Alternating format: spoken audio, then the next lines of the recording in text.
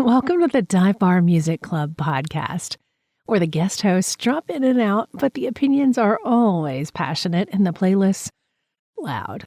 It's like Cheers if everyone at the bar had a strong take on 90s alt-rock or a suspicious number of burned CDs.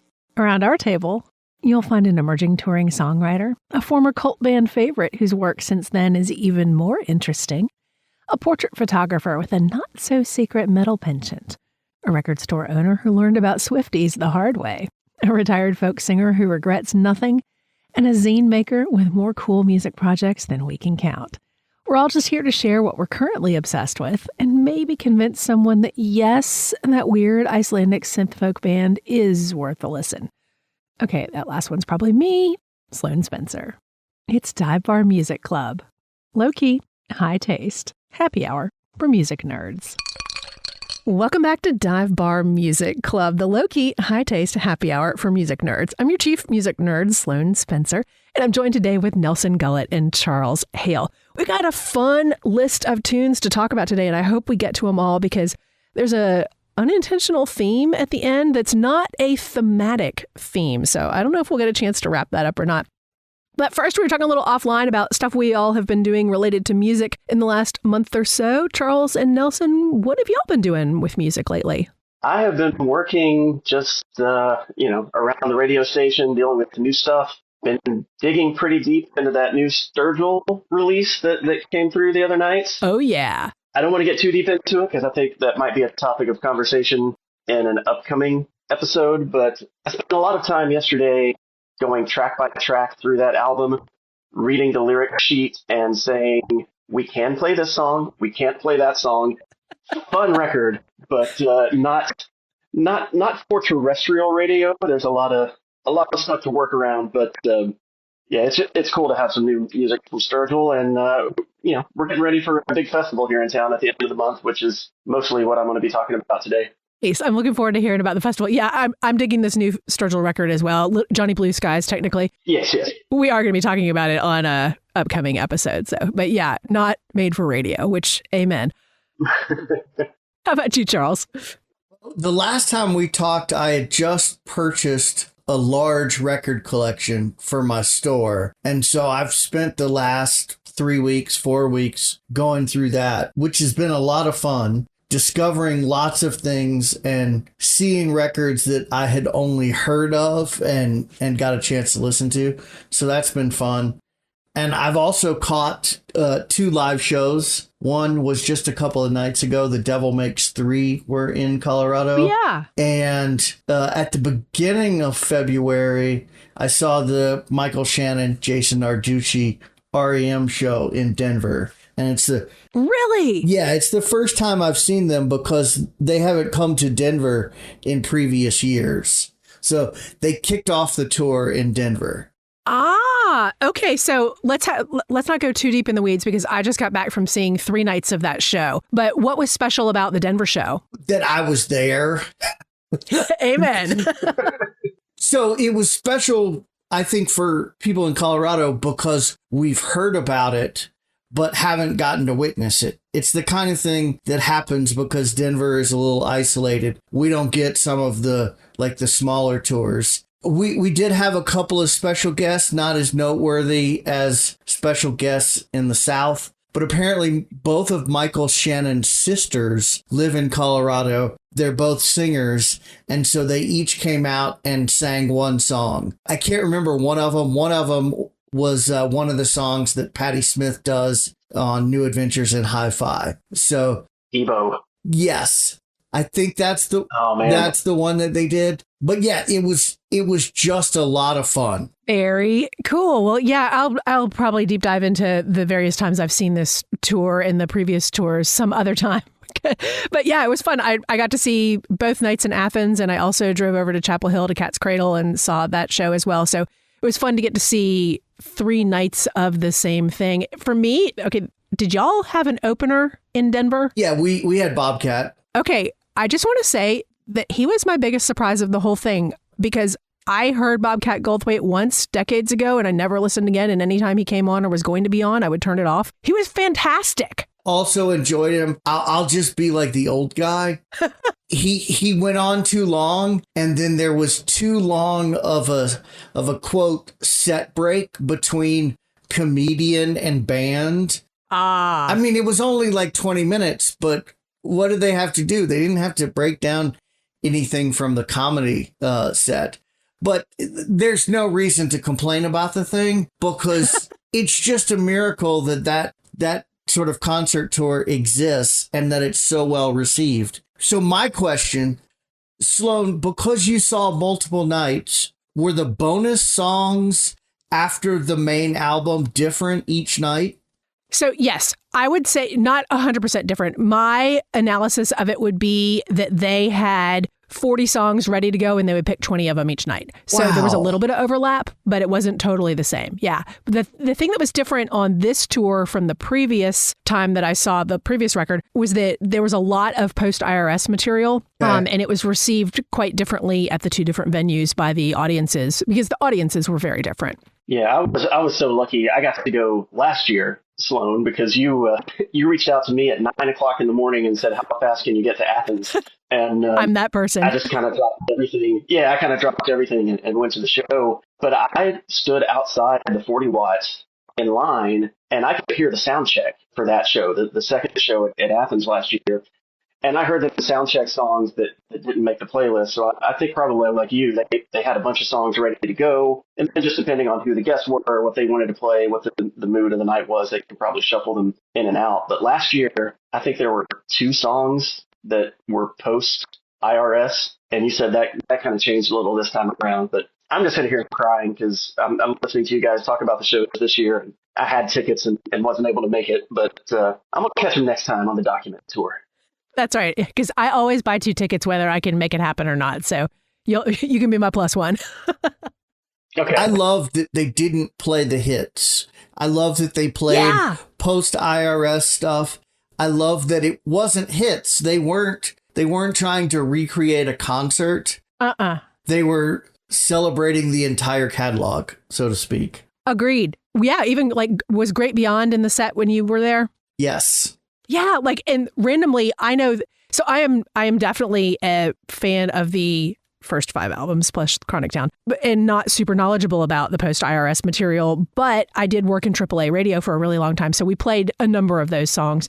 And so I only knew Great Beyond because we played it on the radio. I didn't even know it was from a movie. Right. Yeah, it was an exciting night. I thought Michael Shannon did an unbelievably good job of being a front person. Mm-hmm. And obviously the band is really, really good. The band is amazing. Was it the same band from last year? Yeah. Yeah. I'm trying to think. Yeah. Was John Sturrett on bass last time? I think he was. He was. Yeah. Yeah, it was all the same people. Awesome. Yeah, it was super fun. Whoa, fun. I didn't realize you got to see that too, Charles. And randomly, I have a Devil Makes 3 magnet on my refrigerator. I haven't seen them in years, but I love them. So you like that devil stuff, huh? I do. A friend of the devil. It's a friend of mine. Anyway. Amen. As always, y'all pick great music this time around. And with just the 3 of us, I hope that we get a chance to bring up all the songs. I was kind of joking at the beginning of the show that there's an unintentional theme in these songs that I'll bring up at the very end of it. But musically, we've got, Charles, your stuff is more broad thematically or stylistically rather, and Nelson, yours has some interesting tie together. But I want to start with you, Charles, of the songs you chose this time around, because they're kind of from 3 different places. That was by design.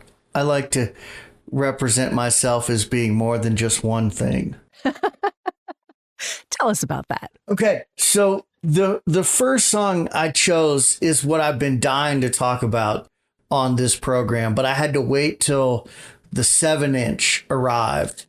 The group is called the Magnolia and Johnson Electric Company, which I think knowledgeable listeners will understand where that comes from. It's a collaboration between Will Johnson from the band Centromatic and the surviving members of the Magnolia Electric Company.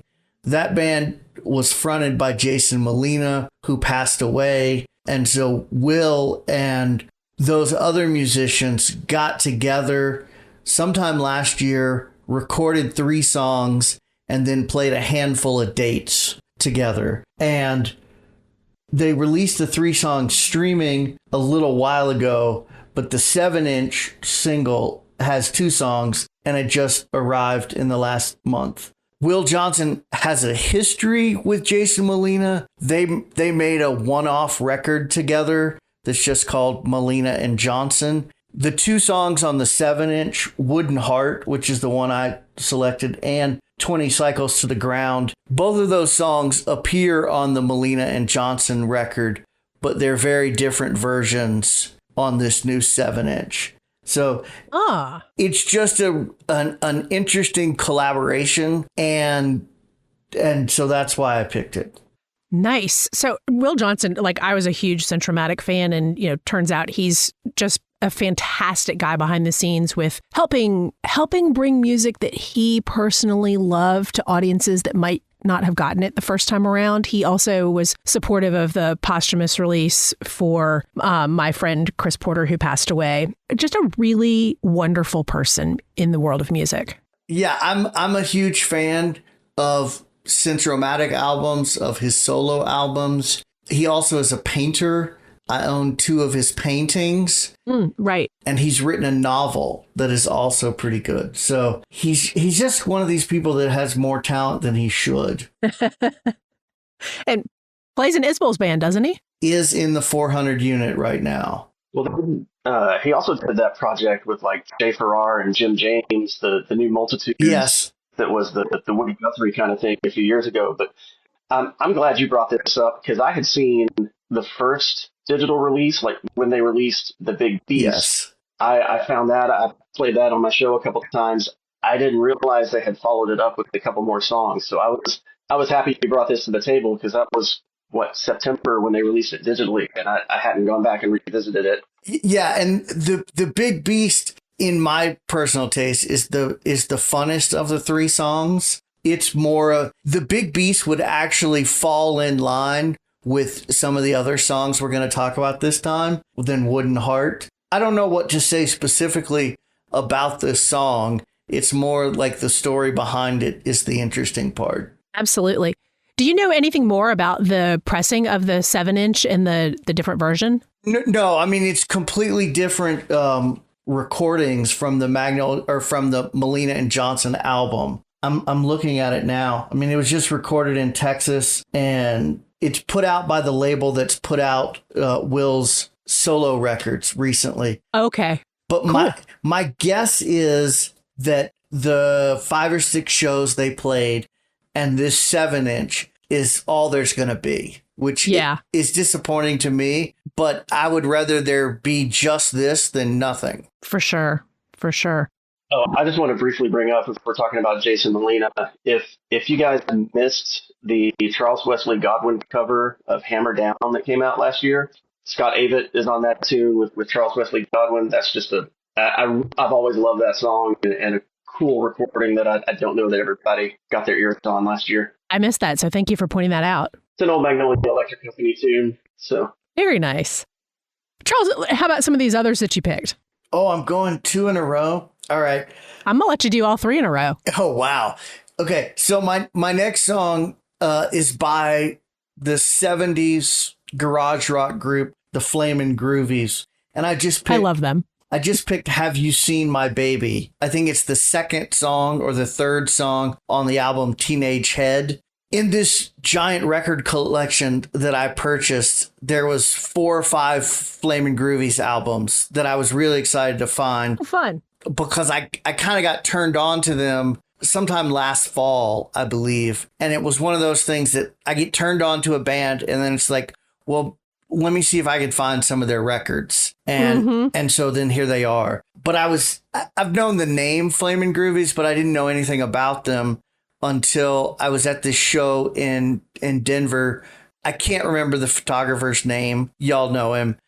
He's a Southern guy. He does a lot of Mississippi blues photography. He put on Adam Smith put on an event in Denver with Ben Nichols, Billy Allen and the Polies, Luther Dickinson, and Alvin Youngblood Hart. And Alvin Youngblood Hart played a Flamin Groovies song, and talked about how big of an influence they were on him. And I'm a big Alvin Youngblood Hart fan, so it was sort of like, okay, let me file that away. Mm-hmm. Alvin mentioned that he grew up in San Francisco, where the Flamin Groovies are from, and would hear them a lot on the radio. And so I found this album, Teenage Head, put it on my turntable and was really enjoying it, flipped over to the back cover. And then I saw that Jim Dickinson plays on a couple of songs on the record. And that made me like it even more, because Jim Dickinson is one of those figures that if you want a rabbit hole, his goes on forever. For sure. And Have You Seen My Baby is just sort of this perfect 3-minute, slightly psychedelic garage rock song. I'm a fan of the Flamin Groovies, and my parents were fans, and we actually lived in San Francisco in the early 70s and they were around. Anyway, if you pick a record, you know what you're getting. Just pick one, go for it. Yeah, and I now own 4 Flamin Groovies records, but I've only listened to one because I just sort of take my time with one instead of trying to digest all 4 of them at one time. Yeah. And I just happened to pick Teenage Head to put on first. I love it. Yeah, I'm kind of like you, Charles. I've been familiar with them, but I've never sat down and really listened to this band. And until you threw this out here, I think my biggest frame of reference was the old Backsliders song. Abe Lincoln, American Aquarium covered it. Oh, yeah. There's a line in there just still trying to get me to listen to them old Flamin' Groovies. And That's right. You finally got me to listen to them old Flamin' Groovies. Well, so thanks for... I think their big hit is Shake Some Action, which if I had just read that title, I would not have known the song, but I clicked play on it and was like, oh yeah, I know that song. So I'm certain, Nelson, that you know this song. You just don't know that you know it. That was my experience as well. I was like, oh, I didn't know I know this. Yeah, there's a lot of those out there. Very cool. And then, Charles, your third one is one that I did not know. And I'm like, how did I not know this? Do you know the band at all? I don't, but I know all the stuff around it. And no, I'm not familiar with them at all. Tell me about it. Okay, so the band is called Beulah, and I think actually they're also from San Francisco. The song I picked is called Your Mother Loves You, Son, from what I think is their final album, Yoko. It came out in the early 2000s. Even though Beulah was a California-based band, they had some connection with the Elephant Six Collective. Mm-hmm. I know this album, Yoko, because it was released by a small Atlanta-based record label called Velocet Records. Mm-hmm. And I was an intern at Velocet when this album came out. Oh, cool. But Velocet is the record label that Capricorn Records sort of turned into. Mm-hmm. When the third generation of Walden were working at Capricorn, and for whatever reason, they decided to shut down Capricorn, 2 Waldens started Velocet Records. And Beulah my understanding was Beulah had submitted their music to Capricorn, hoping to sign there, because Capricorn had already signed the Glands around that time. I love the Glands. And the Glands are an amazing band. We could talk for days about them. Mm-hmm. But Capricorn turns into Velocet and takes the Glands contract and the Beulah contract with them. And this is just an album that I've gone back to a lot in the last year and a half when my radio show moved from Sunday nights to Friday afternoon. I was looking for more upbeat songs to play. Yeah. Mm. And Beulah sort of hits all the things I'm looking for. It's arty, it's poppy in a good way, really catchy melodies, but weird stuff going on. So that's essentially the story of Beulah. Very cool. And so for listeners who are like, oh, Elephant Six sounds familiar, I'm not really sure. Think like Apples in Stereo. So like that world, and suddenly you'll be like, okay. And Neutral Milk Hotel. Yeah, the Neutral Milk Hotel album, In the Airplane Over the Sea. Yeah. So Yoko is the Beulah album that's sort of most produced, has the most full sound, which is not sort of surprising that they sort of get there from more lo-fi roots. Mm-hmm. Also, it's an album that I'm really disappointed has never existed on vinyl. Yeah. I'm like, who do you reach out to make that happen? If y'all have not seen there's a great documentary about Elephant Six Collective that I've seen a few times that would recommend, especially if you're like, I've heard of this, but I don't really know, and you missed it. It's kind of a homey documentary, and I would suggest pulling it up and watching it. It's worth an hour or so of your time. Yeah, that's the world that I've dipped my toes in, like I know that Neutral Milk record and a few other things, and I've heard the name Beulah, but again, another band I've never fully dipped into, but I enjoyed this one. This is the kind of thing I think I would go back to. Ooh. Yeah, I liked this one. I'm not fully into the whole E6 world, but I was a big fan of Apples in Stereo because they are very like Beatles-ish of the collective.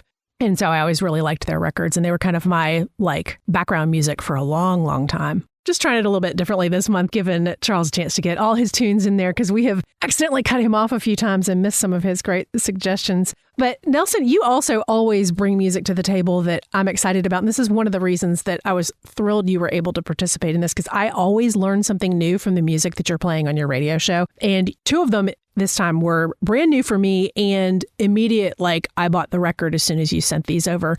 So tell us what you've been listening to lately. Well, I do want to say, first of all, one of my goals this week was to kind of sit back and let other people go, because I felt like maybe I did get all my picks in last time, so I was going to hang back a little bit. But yeah, thanks for letting me do it this way, because all of my picks kind of go together this time around. Yeah. I mentioned earlier, there's a big music festival coming to Knoxville at the end of March. It's the Big Ears Festival, and I don't know if any of you guys have ever attended or if you know what this is, but Ashley Katz, who started Bonnaroo maybe 15 years ago, started this festival, Big Ears, and it takes place in downtown Knoxville. So we're at the historic Bijou and Tennessee theaters. They convert a few churches into stages. Some of the local bars and clubs have stages. And over Thursday through Sunday, there's going to be over 200 artists, and it's everything. Last year, I brought my daughter downtown for an evening, and we saw Sunny War, Sun Ra Orchestra, a Rouge Aftab, and a Waxahachie acoustic show. Wow. And that's kind of the vibe of the whole weekend. We'll bring some folks in to play the Blue Plate Special here at the radio station. We've had everything from Amethyst Kia, Chocolate Genius, San Rompe Pero, which is a punk cumbia band. The variety and the depth of music that comes to Knoxville, of all places, for this festival, it's incredible. It's one of my favorite things. I haven't always gotten to attend the festival, but just being around the energy of the city when it comes to town. And in recent years, they've had a bit of underground folk, Americana kind of bent to the festival. And that's where I picked my three artists this week. And I don't know if there's one in particular you want me to start with, Sloane. Which record did you buy? And we'll start there. Well, I listened to them in the order they popped up on my screen after I had uploaded some stuff. So I don't know what order you submitted them. But the first one I got was Yasmin Williams and then the Gwennifer Raymond. And I already had the Haley Hendrix. Yeah. But okay, so I love instrumental music, and particularly something instrumental that is not background music, and neither of these are background music. Mm-hmm. But yeah, I love all your picks here. How did you stumble upon these various artists? I know one of them you've been a fan of a long time. Well, I almost went all instrumental, but I threw Haley in there because I was going to talk about her on a previous episode. Yasmin, I think I discovered a few years ago just from online conversations. I think she probably sprung up when I was following a lot of folks who were working with the Black Opry. Mm-hmm. And I really try to include artists of color in my playlists. And when I find someone like Yasmin, that's something I can really hook into and latch onto. And Yasmin was at the festival solo in 2024. And I actually got her in the studio for a conversation. She learned to play guitar because she loved the video game Guitar Hero. And if you watch her play, it's almost like every guitar she plays is a lap guitar. She doesn't hold the guitar like most people do. She kind of just sets it on her lap and plays because that's how she played the video game. And she just has this really unique style, this really intricate style. Her latest record, Acadia, is the one I pulled from. Dom Flemons from the Carolina Chocolate Drops is on this tune. He's going to be at Big Ears as a solo artist, and he just plays the bones on this tune. But it's there's a groove there and just an intricate kind of style that's all her own. And, Yasmin, she kind of made some headlines toward the end of last year, too. She was one of the artists who pulled out of the Kennedy Center and kind of had a public exchange with some folks at the center. So she's definitely elevated her profile a little bit. I'm interested to see her when she comes to town this time because she's going to be playing with William Tyler. Oh. Who is another artist I didn't know a ton about. But last year I went to a secret show at Big Ears, and it was William Tyler, and he had Tatiana Hargreaves on stage, and just this ambient, but with folk and banjo. And I'm down to see anything he's a part of now. Yeah. And he's going to be with Yasmin this year. Man, I would think that that's probably going to be one of like the sets to see that afterwards everyone's going to say they were there.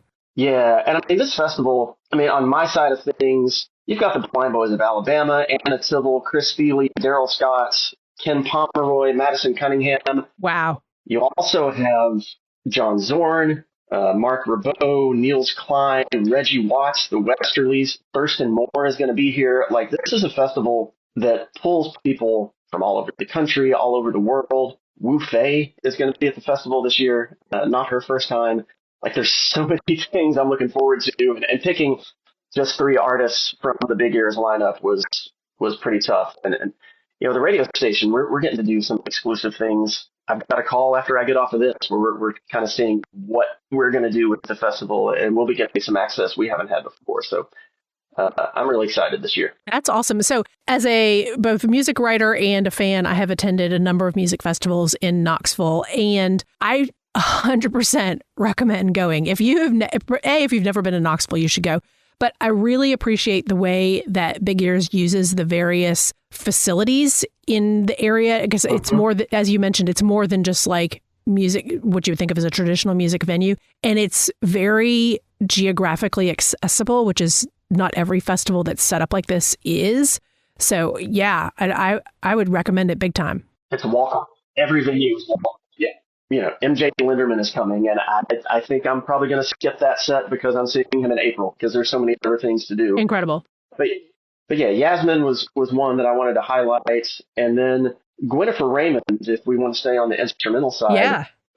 That's an artist I did not know until the festival lineup was released and some of the targeted emails that came out. She's another guitar player from Wales.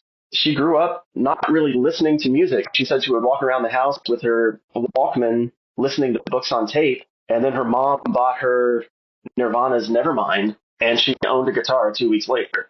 But she went from Nirvana to Southern blues kind of pioneers, and she, another guitar player who's developed this style. And I'm still new to her music and new to her sound, but I don't even know how to talk about instrumental music a lot of times, but this is one of those artists that you listen to it and you can't convince yourself that it's just one person with one guitar. Agree. Absolutely. Yeah. But it is.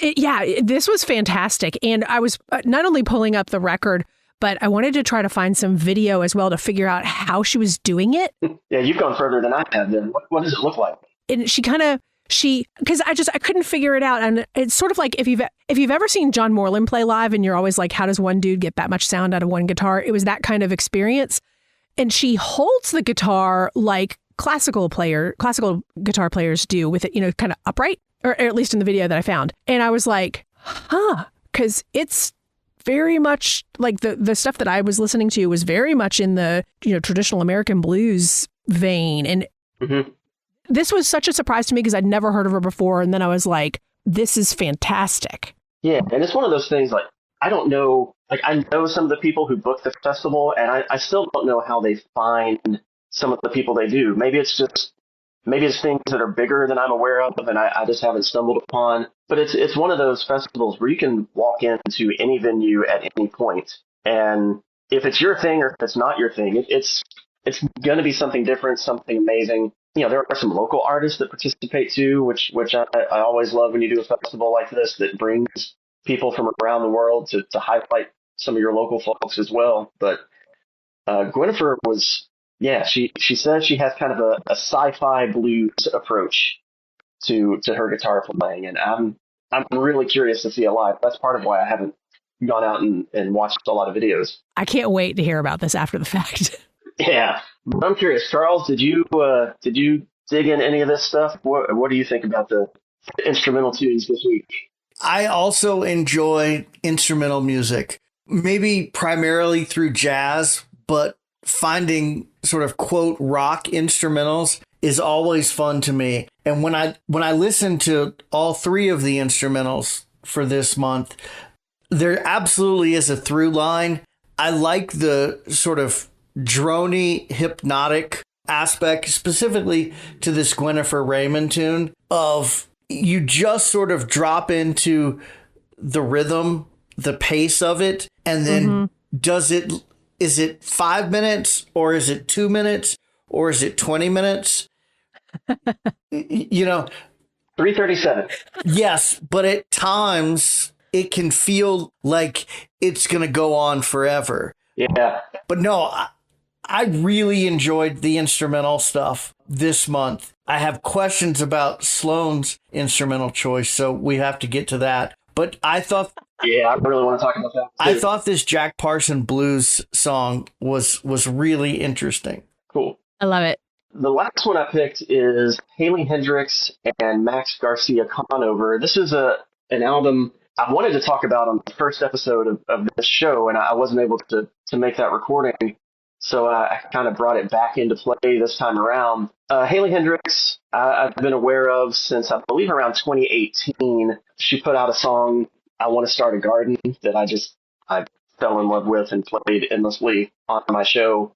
She's only put out a couple records since then, but she has done 2 collaborations with Max Garcia Conover. And this latest album, What of Our Nature, they describe it as she was on the West Coast, he was on the East Coast. They were both listening to a lot of Woody Guthrie, reading biographies, reading his writings. And they kind of wrote this album as a conversation to each other while they were living in this world of Woody Guthrie. And Haley has Filipina heritage. Max has some other heritage as well. And they have these conversations about colonialism and capitalism. Mass marketing is kind of the focus of this tune. But they kind of have differing styles, and from song to song, you'll hear Haley's voice, you'll hear Max's voice, and it is very much the record, a conversation. Haley is doing a solo show at Big Ears. Max has other commitments, but I'm curious to see if she brings out some music from this album, if she goes back to some of her early solo work. But yeah, Haley has just been an artist I've had my eye on for a while as kind of this folk artist who comes at it from a slightly different perspective. And I always enjoyed that sort of thing. I know her because of you. And the only reason I remember is because of the unusual spelling of her last name, because I'm a visual learner. Yes. But have you seen her before live? I have not. I don't know that she's been this way. Not that I could find. I discovered her, 2018, 2019, and then nobody comes to play for a couple of years, right? So right.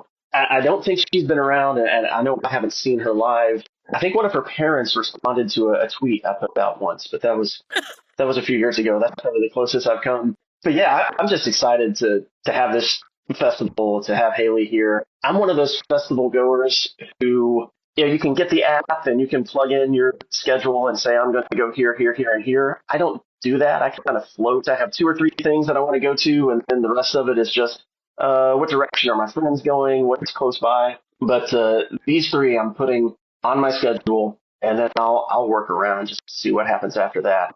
I'm hoping we get one or more of them at the station. Yeah. To do a thing. I think there's a possibility, but it's a huge festival. Right. Richard Thompson, S.G. Goodman. I haven't even talked about. So much to see that I know I'm going to miss half of it. But that's part of the fun of some of these things too, is talking to people afterwards. Well, what did you see? Oh, yep. Well, I missed that. I wish I'd been there, but I was at this other thing that was really cool. Ann Powers is going to be in town, so I'm sure I'm going to have another moment this time where I'm leaving a thing and see her walking in. So the Ann Powers principle is still in effect. I think that should always be in effect. You were talking about, festival planning for big events like that, and that's something that I had to develop over time. When I first started going to Americana Fest, at first it was only like 3 venues, and then it was in 5 venues. And I would make a spreadsheet, and I used to like share my spreadsheet with people of who I wanted to see when and where, because you were still able to bounce from venue to venue pretty easily at that time. And then it was like 19 or 20 something venues, and then it just went crazy. And you really have to approach it differently. And I like how you're kind of like, okay, I'm putting some hard pins here, and I'm just going to let it happen around that. You know, and that's what I did at Americana Fest too, and that's how I wandered into Emmylou Harris, well, she wasn't with him, but Emmylou Harris and Daniel Lanois had played the award show, and Daniel had kind of his own thing that he was playing, a venue I'd never heard of. I didn't have that show on my schedule, but I ended up there, and it became one of my favorite shows of the week. Just kind of going with the flow. I've got a few things I really want to see, and I know everything else is going to be good, so I'll let the festival take me where it takes me. I'm so excited to hear about this afterwards. Yeah, I hope I get to see the things I want, but I will report on whatever I happen to come across. Right. It'll all work out, whatever it is. Yeah. Charles, we're leaving you out on anything here? No, I'm good. Okay.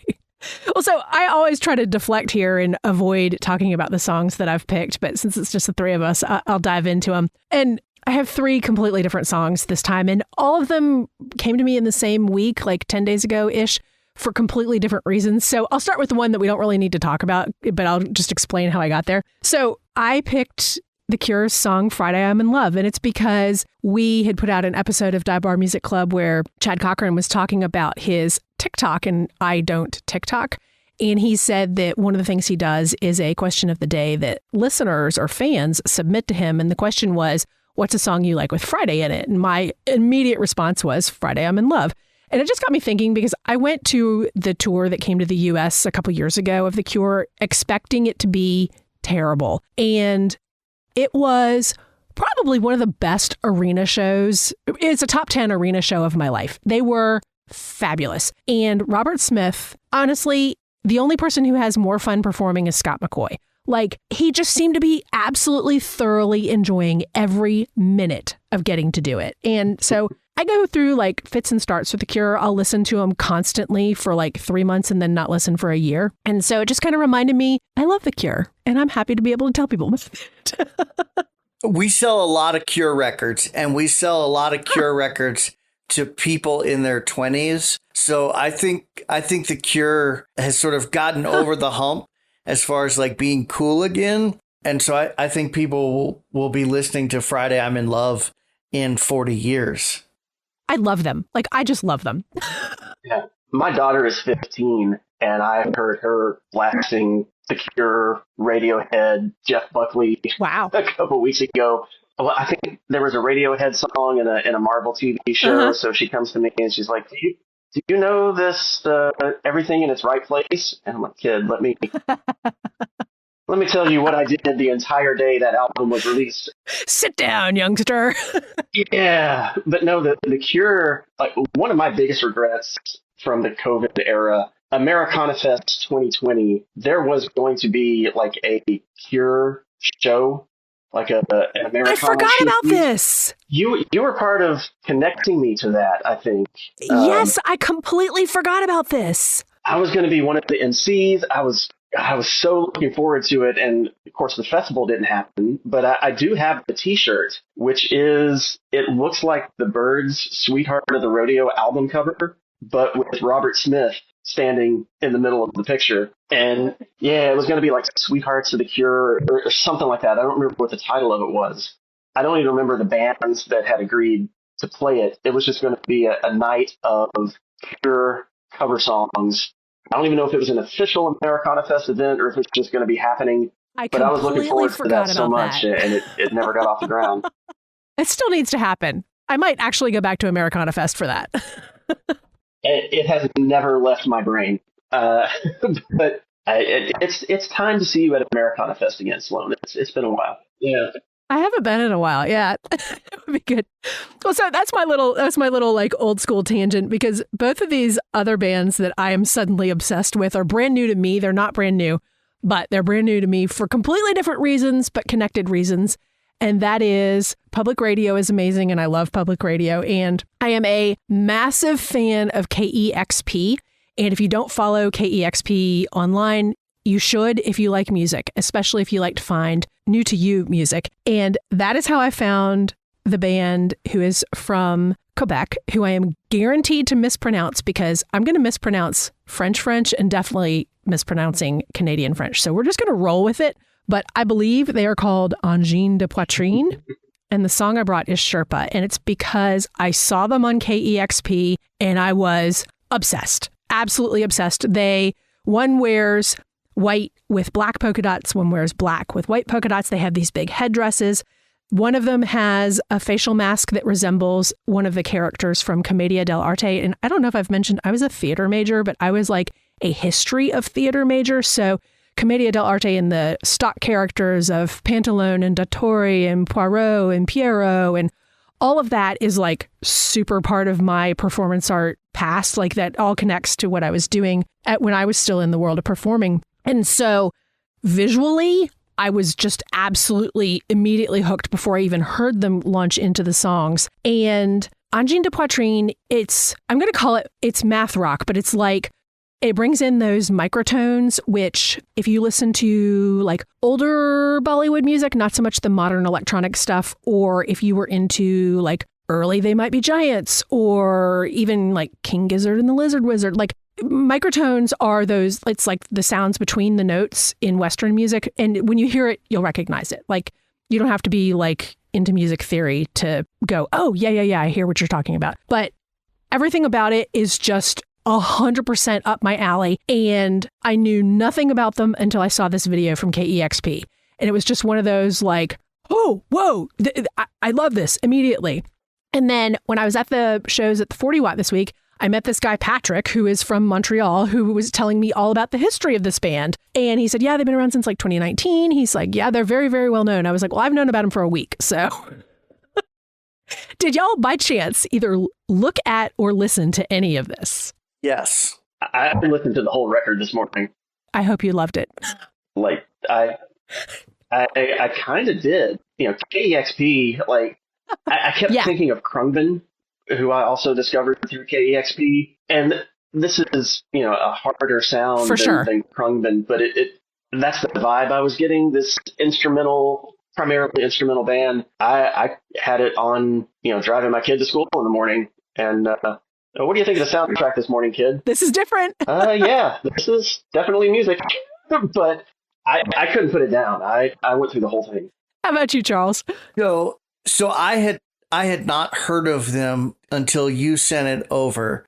But the other night I was listening to all the songs for this month, not long after having a gummy, and because it's legal in Colorado. So all of these droney, hypnotic instrumental songs hit a little different for me.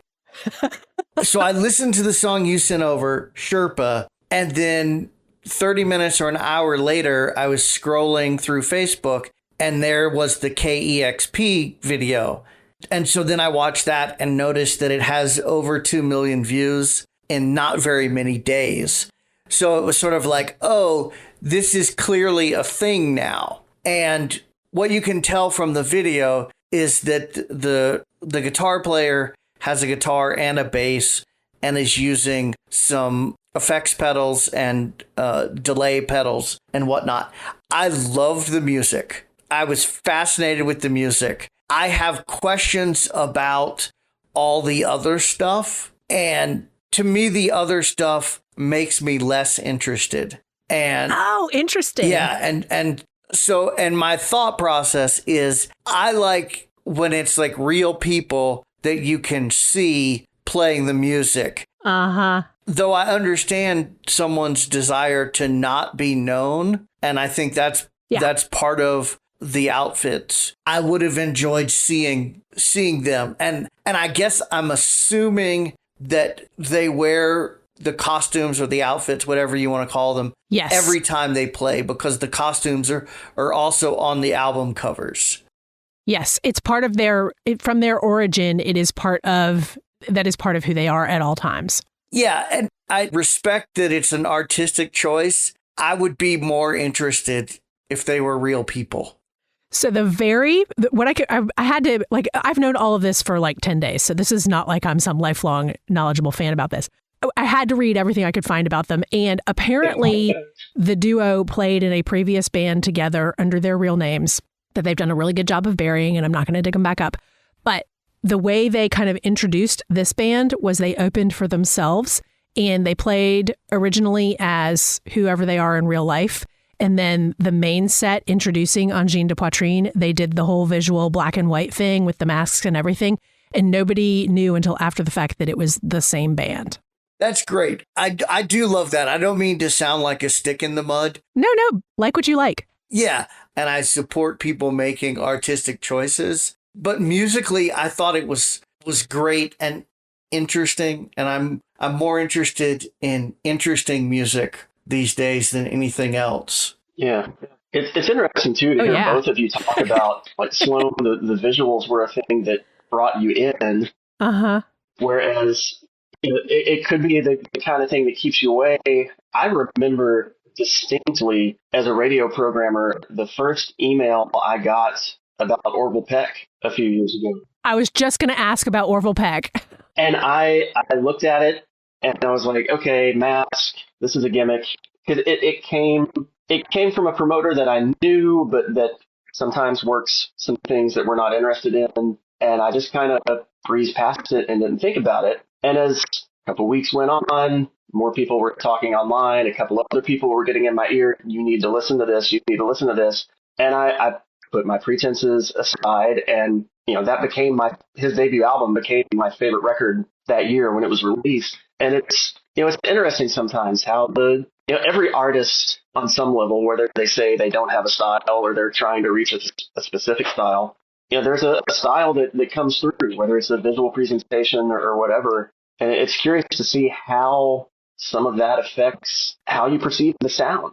Music is music. It's not about the visuals, but I think it's hard to completely compartmentalize that in some respects. Absolutely, because Orville Peck is my exact example of when I wouldn't listen because of the whole mask thing. I was like, this is stupid. And I just refused to listen. I had the same reaction. But I also have one last one I do want to get in real quick that I also found because of radio and video, because this is not my normal way of finding music. So for me, the fact that both of these happened in the same time frame was pretty surprising. And I was scrolling through the hashtag of NPR's Tiny Desk submissions, and I found this one. And I want to point it out because the video that I found is different than anything that is currently available in streaming format. And the group is out of Dallas, Texas, and they're called Cure for Paranoia, and it's hip hop. And I'm not super knowledgeable about hip hop, but their style, especially on what I found, was it started, and you've got to go to their Instagram to find the exact version that I saw. Cure for Paranoia is the group. And it's their Tiny Desk submission that starts with covering Childish Gambino's This Is America and then rolls into their more known song called No Brainer. And it's the combo of that spoken word and multi-instrumental music that kind of harkens back to my preferences and background and experience from decades ago. And it reminds me of like Outkast or Tribe Called Quest. And again, not super knowledgeable about hip hop here, but those are bands that I know and like a whole lot. But I was really surprised to find out they're not from Atlanta, because there's just something about the way the music and the style of vocal delivery. I can't believe he's from Texas. I love this so much. I've listened on repeat. Yeah, I loved this. It's another one. I went to the record again and was listening to some of the other songs. There's one up there called Art Show, which is kind of the first track on the record. So good. I almost picked that one. And, the track just starts. I walk into the gallery like, bitch, I'm the Art Show. Yep. And it's like, that tells you everything about what you're going to get in the song and this album. I'm going to spend some more time with this. I don't spend a lot of time with hip hop these days, but I'm a high school kid from the mid '90s. My CD binder back in the day was half R.E.M, half Tupac. Right. And, so it's part of my musical DNA, and I don't get back to it as much as I would like to, just because I don't have the time for it. But this was, I'm going to have this on in the car when the kids aren't around. Yeah, this whole record is fantastic, and it's probably not for especially your youngest child. But I totally recommend anyone pulling up their either go to their website or their own socials, because see the way they put together these live performances as well, because they are very artistically crafted and very intentional to what they want to tell you. Yeah, really cool. It's just a vibe to it too, just a positive. I really love the energy of what I've heard from this so far. I love it. It's already on all my running playlists. I was just like, now I have to see a show, and I was pulling up where they're playing, and it's like anywhere near me at all. So anyway, well, I hate that we didn't get a chance to talk about what y'all have coming up, but we will definitely hit that on another time. Nelson Gullett, Charles Hale, I sure appreciate y'all hanging out again here at the Dive Bar Music Club. Yeah, thank you, Sloane. That's the last call at Dive Bar Music Club. If you like the hang, follow the show, leave a review, and tell your algorithm, gosh darn it, we're worth it. Better yet, share your favorite episode with a friend who actually stayed for the whole set. See y'all next time for the low-key, high-taste happy hour for music nerds. Hey, y'all. Thanks for sliding in the booth with us here at Dive Bar Music Club. I'm Sloane Spencer, a former radio host and the creator of a ton of different podcasts over the years, including another brand new one that is completely different. It's the Gen X Sleep Podcast, Sleep with Rockstars. Subscribe today at sleepwithrockstars.com or your favorite podcast app.